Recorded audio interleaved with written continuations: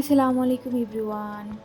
আজকের ভিডিওতে আমরা আমাদের রিসেন্ট কক্সবাজার ট্যুরের কিছু এক্সপেরিয়েন্স আপনাদের সাথে শেয়ার করব। এর আগে কক্সবাজারে বিভিন্নভাবে যাওয়া হলেও আমাদের আসলে ট্রেন ভ্রমণে সেরকম কোনো এক্সপেরিয়েন্স ছিল না। আমাদের পূর্বের কোনো অভিজ্ঞতা না থাকায় এবার আমরা আসলে কক্সবাজার যাবার জন্য রেলপথটাকেই বেছে নিয়েছি। আমাদের ট্রেন ছিল শনিবার রাতে, রাত 10টা 30 মিনিটে ছাড়ার কথা ছিল, কিন্তু ট্রেন লেট করে আসাতে ট্রেন ছেড়েছে 11টা 20 মিনিটে। এরপর ট্রেন যথারীতি চলতে থাকে তার গন্তব্যে। তারপর জানালা দিয়ে দেখতে পাচ্ছিলাম একটা অন্যরকম সুন্দর সকাল। দুপাশে ঘন সবুজের মাঝ দিয়ে ছুটে চলেছে আমাদের ট্রেন। চারপাশের কুয়াশা দেখে বোঝা যাচ্ছে শীত আসি আসি করছে। সবে হেমন্ত হাত ধরে পৌঁছে দিয়ে গেছে শীতকে। শীতের সকাল সদ্য ফোটা নরম আলো চুমু খেয়ে যায় ঘাসের ডগায়। পাতা সজাগ হয়, দীর্ঘ রাত পেরিয়ে আলো পায়। চারপাশের এত মনোমুগ্ধকর দৃশ্য দেখে মনটা কবি কবি হয়ে উঠছে। সারা রাত ঠিক মতো আমরা কেউই ঘুমাতে পারিনি। এর মধ্যে অলরেডি কয়েক কাপ কফি খাওয়া শেষ। এরপর যখনই জানলা দিয়ে দেখতে পাচ্ছিলাম সকালের আলো ফোটা শুরু করেছে, শরীর মন দুটোই অটোমেটিক ভালো হয়ে গিয়েছে।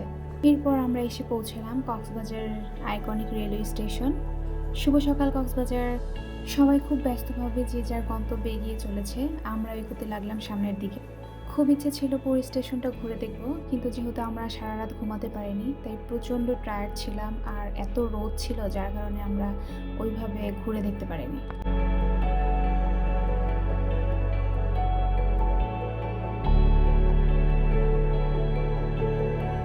স্টেশন থেকে বের হয়ে আমরা একটু অটো ভাড়া করে রওনা দিলাম কলাতলির উদ্দেশ্যে। এখানে অটো ভাড়া ছিল 160 টাকা, তবে অবশ্যই আপনাদেরকে দামাদামি করে নিতে হবে। রৌদ্রোজ্জ্বল একটি সুন্দরতম দিন। কলাতলি থেকে আমরা সকালের নাস্তা সারবো। কলাতলি থেকে সকালের নাস্তা শেষ করে আমরা আরেকটি অটো নিয়ে রওনা দেই আমাদের গন্তব্য ইনানিতে। আমার আগে থেকে ইচ্ছা ছিল এবার আমরা সমুদ্রের খুব কাছাকাছি থাকবো, তাই আমরা ইনানি বিচটাকেই বেছে নিয়েছি। কলাতলি থেকে ইনানি পর্যন্ত অটো ভাড়া ছিল 500 টাকা। এখানেও আপনাদেরকে অবশ্যই দামাদামি করে নিতে হবে। তারপর যেতে যেতে রাস্তার দুপাশে সৌন্দর্য উপভোগ করছিলাম। এক পাশে সমুদ্র, আরেক পাশে পাহাড়। এ যেন এক অন্যরকম অনুভূতি। সব সৌন্দর্য আসলে ক্যামেরা দিয়ে বন্দি করা সম্ভব না, কিছু সৌন্দর্য চোখ দিয়ে ক্যাপচার করতে হয়।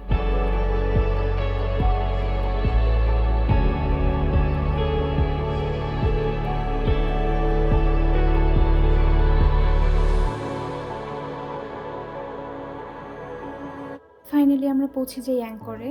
এটাই হচ্ছে আমাদের জন্য একদিনের ঠিকানা। আমি একটু চারপাশটা ঘুরে দেখছিলাম। ছিমছাম খুব ইকো ফ্রেন্ডলি একটি রিসর্ট, চারপাশটা যেন একদম সবুজে ঘিরে রেখেছে।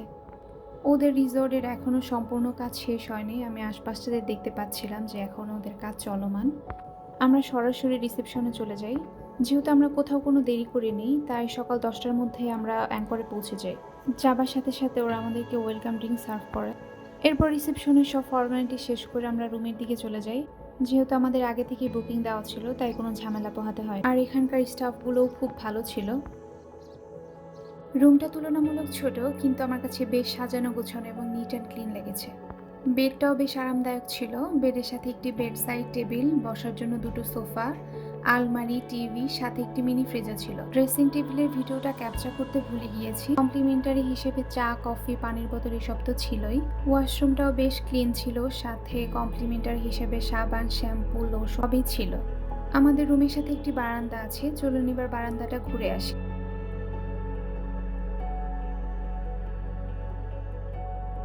বারান্দায় বসার জন্য একটি চেয়ার দেওয়া ছিল। যেহেতু আগেই বলেছি ওদের সম্পূর্ণ কাজ এখনো শেষ হয়নি, তাই বারান্দা দিয়ে কাজের কিছু আংশিক চিত্র দেখা যাচ্ছিল। সম্পূর্ণ কাজ শেষ হলে আশা করি রিসর্টটা দেখতে অনেক সুন্দর লাগবে। এরপর আমরা 2টার দিকে লাঞ্চের জন্য চলে যাই মারমেইডে। মারমেইডের বিস্তারিত দেখাবো আপনাদেরকে অন্য একটি ভিডিওতে। লাঞ্চ শেষে আমরা যখন অ্যাঙ্করে ফিরছিলাম, সন্ধ্যার দিকে আর কি, দেখতে খুবই ভালো লাগছিল। এক পাশে সবকিছু যেন আলোয় ঝলমল করছে, অন্য পাশে সূর্য অস্ত যাচ্ছে, রক্তিম আকাশ, সাথে সমুদ্র। কিছু সৌন্দর্যের আসলে দেখা হয় না, এটা অনুভব করতে হয়। দেখতে মানে দৃশ্যটা এত সুন্দর, চোখ দিয়ে আসলে আমি এত সুন্দর সুন্দর দৃশ্যগুলো ক্যাপচার করেছি। রাতের সৌন্দর্য এতটাই মনোমুগ্ধকর, আমি হয়তো বলে সেটা বোঝাতে পারবো না। এরপর আমরা চলে যাই বিচের দিকে।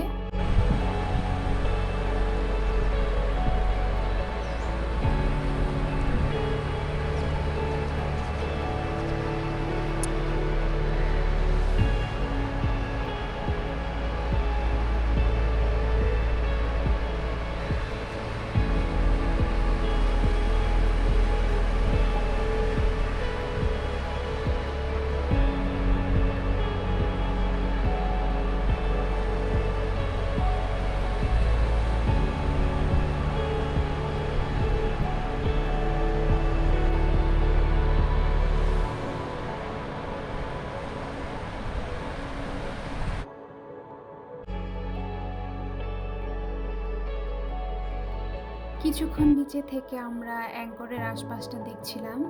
আমার কাছে এখন মনে হচ্ছে এ যেন এক অন্যরকম অ্যাঙ্কর। দিনের সৌন্দর্যর থেকে আমার রাতের সৌন্দর্যটাই বেশি টানছে আসলে। সকালবেলা যখন এসেছিলাম আমার কাছে মনেই হয়নি যে রাতের অন্যরকম একটা রূপ দেখতে পারবো। চারপাশটাতে এত লাইটিং করা, ছবি তোলার জন্য বেস্ট একটা প্লেস। আমরা এরপর রিসর্টের ভিতরে চলে যাই। আশপাশটা দেখছিলাম, ওদের ডেকোরেশন খুবই সুন্দর। আমার খুবই ভালো লেগেছে। ওরা ছবি তোলার জন্য কিছু থিম রেখেছে। এখানে আপনারা চাইলে এসে সুন্দর করে ছবি তুলতে পারবেন। পাশেই ছিল ওশেন কিচেন। চলুন আপনাদেরকে রাতের রিসর্টটি একটু ঘুরিয়ে দেখাই।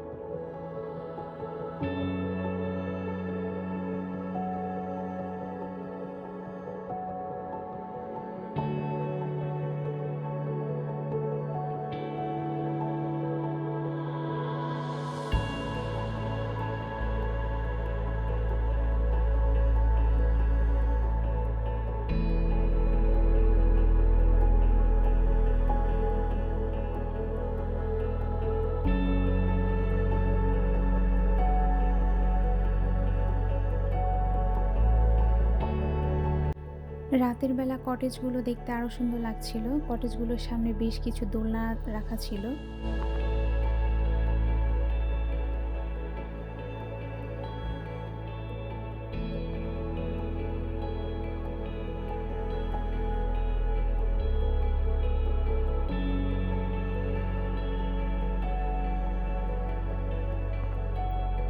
সৌভাগ্যবশত সেদিন ফুল মুন ছিল। কেন সৌভাগ্যবশত বললাম সেটা আপনাদেরকে একটু পরেই দেখাবো। এরপর আমরা রাতের ডিনারের জন্য ওশেন কিচেনে চলে যাই। ওদের ওয়াশরুম এবং হাত ধোয়ার জায়গাটা নিচে ছিল। জায়গাটা অনেক ক্লিন ছিল। এই রেস্টুরেন্টটা সম্পূর্ণভাবে কাঠ দিয়ে তৈরি, কাঠ দিয়ে ডেকোরেশন করা।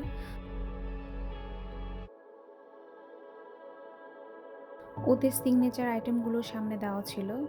এরপর আমরা ভিতরে চলে যাই।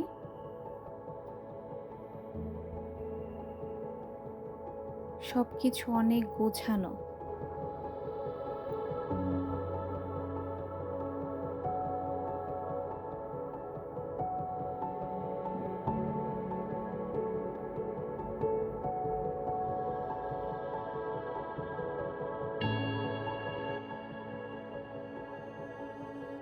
বাঙালিয়ানা খাবার, পাশে সমুদ্রের গর্জন, আর সাথে যদি থাকে ক্যান্ডেল নাইট ডিনার, তাহলে কেমন হয় বলুন তো?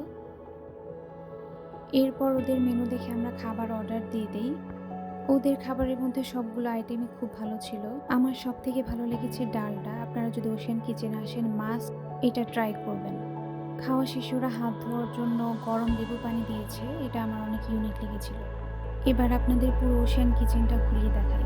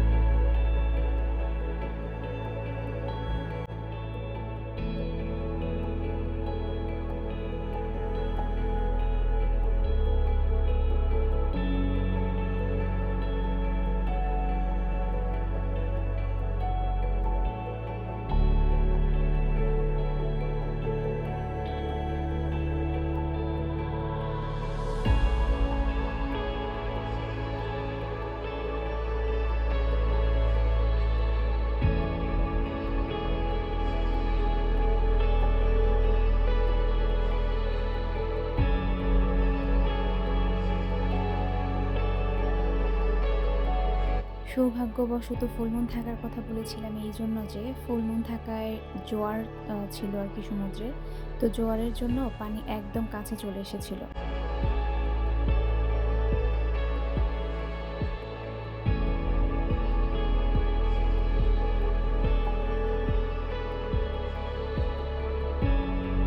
আরেকটি বিষয় সেটা হচ্ছে যে ইনানি বিচটা যেহেতু মেন শহর থেকে কিছুটা দূরে, তাই সিকিউরিটির একটা ব্যাপার আছে। তো এখানে আমি দেখতে পাচ্ছিলাম অনেকগুলো সেনাবাহিনী ছিল, তাই কোনো ইনসিকিউর ফিল হয়নি। আমরা অনেক রাত পর্যন্ত বিচে ছিলাম এবং অনেকেই অনেক রাত পর্যন্ত বিচে ছিল।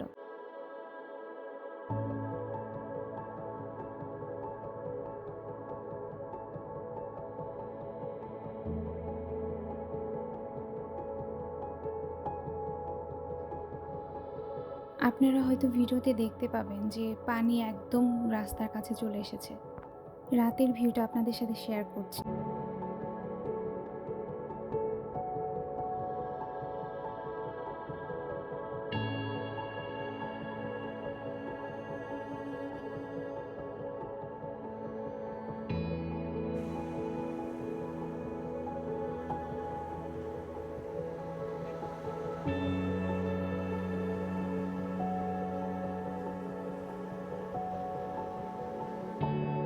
পরদিন সকালবেলা আমরা ব্রেকফাস্টের জন্য চলে যাই। যেহেতু আমাদের ঘুম থেকে উঠতে একটু লেট হয়েছিল, যার কারণে গিয়ে দেখি খাবার মোটামুটি শেষ।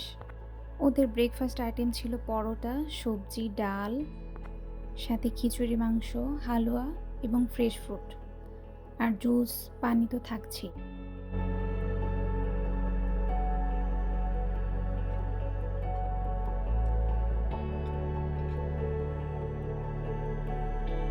তারপর সমুদ্রের সাথে আমাদের ব্রেকফাস্টটা সেরে নিলাম।